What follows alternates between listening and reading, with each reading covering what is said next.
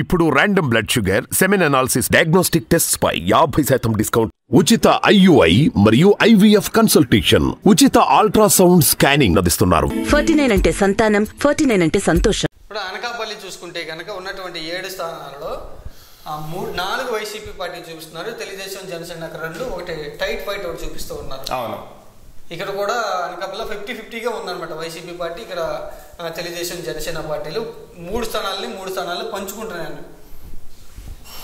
ఇది సింపుల్గా చెప్పాలంటే అనకాపల్లి ఇది గుడివాడ అమర్నాథ్ గారి కాన్స్టిట్యున్సీ. మంత్రిగా ఉన్నారు ఆయన. కోడి గుడ్డు పెట్టింది, లేదంటే పొతగాలి, పిల్ల చేయాలనేటువంటి కాకుండా ఏదన్నా బెస్ట్ ఎగ్జాంపుల్స్ చెప్పి బెటర్గా కన్విన్స్ చేయగలిగింటే ఈ స్థానం బెటర్గా వైసీపీకి ఉండేది.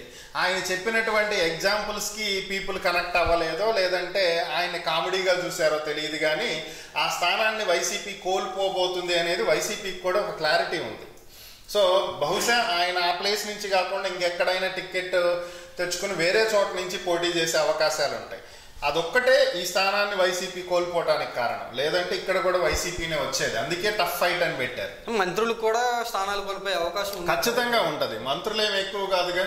ఇప్పుడు తెలంగాణలో మన చీఫ్ మినిస్టరే పదవి కోల్పోయాడు, ఇంక మంత్రులు ఏముంది? ఇది కామన్. గవర్నమెంట్లో ఒకళ్ళు గెలవటం, ఒకళ్ళు ఓడటం అనేది సహజంగా జరిగేటువంటి కార్యక్రమాలే. దీనివల్ల పెద్ద ఇదేం ఉండదు.